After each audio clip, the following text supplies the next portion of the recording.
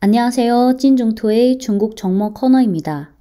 구독자분이 헤라시멘트에 대해 문의 주셔서 간단히 답장 드렸는데 과거에 헤라시멘트를 매수하신 후 오랜 기간 동안 그냥 방치하다시피 갖고 있다가 지금 아직 보유 중이신 한국 투자자분들이 좀 계실 것 같아서 헤라시멘트에 대한 분석 내용을 영상으로 준비했습니다. 이따가 계속 실적 성장성 관련 얘기가 나와서 우선 지난 10여 년간 헤라시멘트의 실적을 간단히 짚고 갈게요. 이 그래프는 헤라시멘트의 연도별 매출액 및 증가율인데 여기서 매출액 자체보다는 주황색 선인 매출액 증가율의 변화를 보세요. 매출액 증가율. 여기가 2010년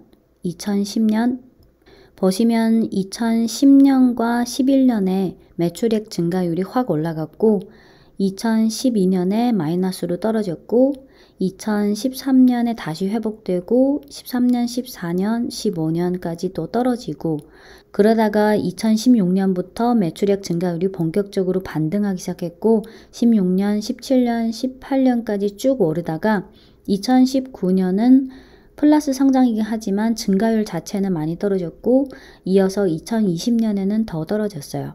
이게 매출액 및 증가율이고 이어서 순이익 및 증가율인데 마찬가지로 이 주황색 증가율의 변화를 보세요. 2010년, 여기가 2010년. 2010년과 11년은 아까 그 매출액 증가율과 동반 상승했고 12년에는 순이익 증가율이 마이너스로 많이 떨어졌고 13년, 14년에 좀 회복됐고 15년에 다시 둔화됐고 16년부터 다시 반등하기 시작했는데 16년, 17년, 18년 모두 잘 성장했고 19년부터 순이익 증가율이 많이 떨어졌죠. 20년에는 더 떨어졌고요. 네, 지금부터 헤라시멘트의 주가 흐름을 쭉 볼 텐데 시멘트 기업이라면 기본적으로 인프라 건설과 부동산 투자랑 관련성이 높고 중국의 경우에는 또 산업 정책이 매우 중요하죠. 지금부터 2008년부터 2021년 현재까지 헤라시멘트가 걸어온 과정을 쭉 설명드릴 텐데요. 이 과정을 아셔야 6월 18일 현 시점에서 보다 현명한 투자 결정을 내리는 데 도움이 될 거예요. 헤라시멘트는 상해와 홍콩 동시 상장 종목인데 주가는 상해 종목 기준으로 볼게요. 2004년, 6년, 2008년, 2010년, 12, 14, 16, 18, 20, 21 2008년부터 볼게요.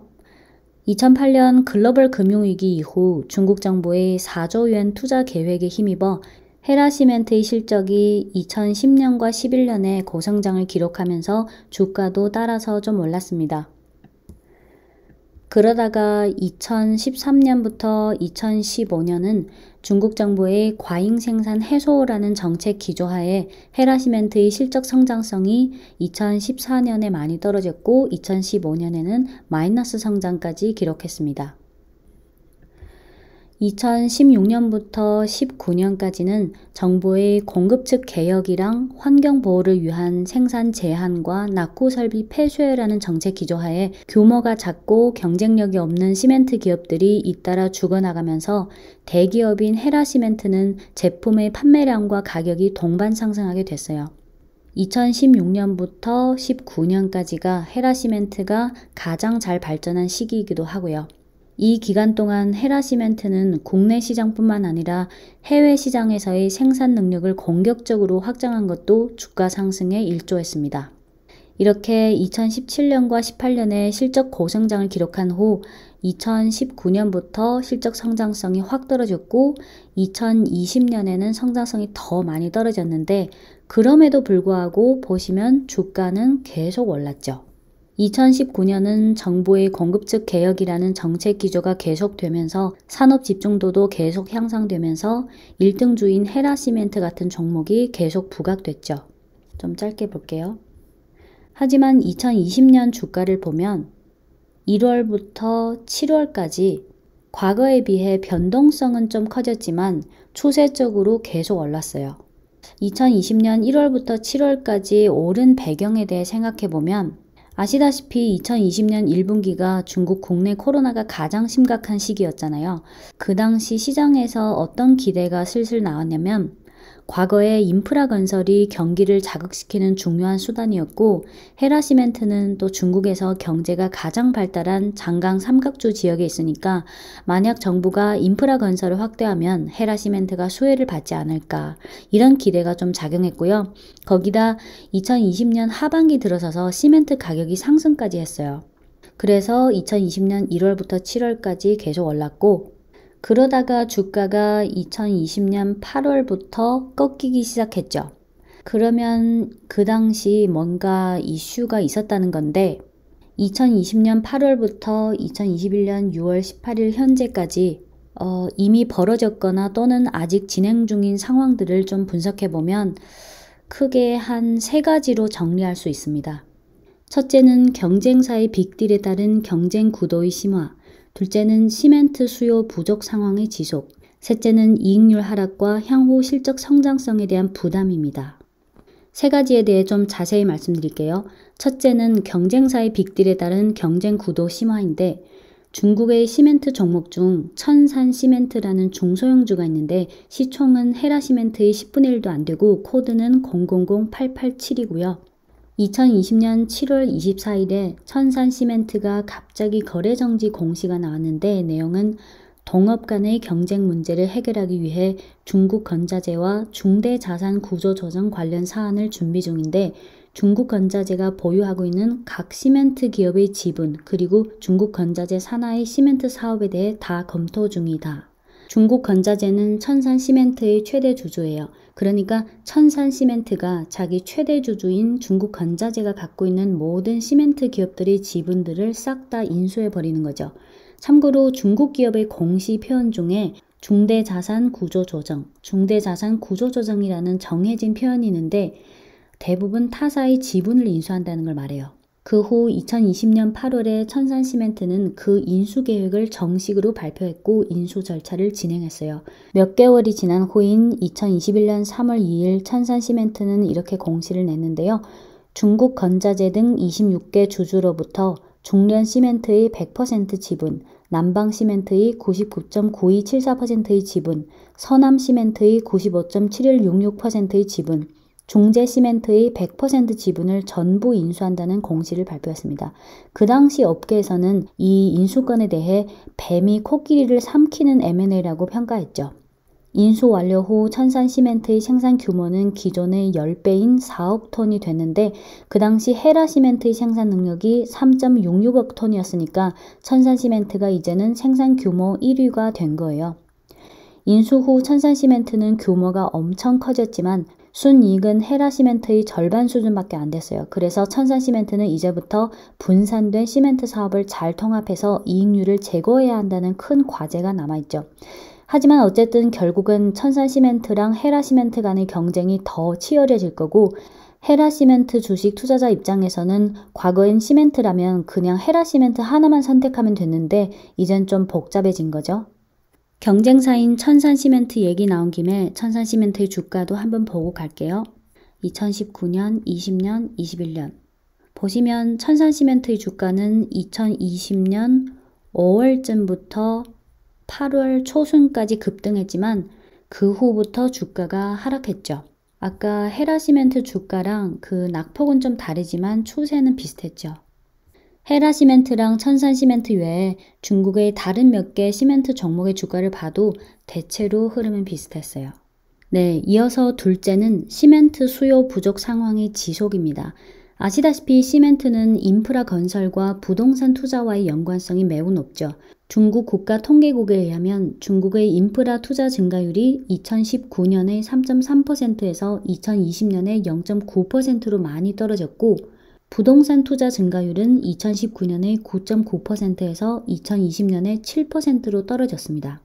2021년에도 이런 추세가 계속되고 있는데 인프라 투자는 신용 긴축이라는 영향 요인이 있고 부동산 쪽은 아시다시피 올 들어 정부의 부동산 투기 방지 정책 기조가 점차 강화 중인 분위기입니다. 이에 따라 시멘트 수요도 제약을 받을 수밖에 없고요. 수요가 제한된 상황에서 기업 간의 경쟁은 더 치열해지겠죠. 이어서 셋째는 이익률 하락과 향후 실적 성장에 대한 부담입니다.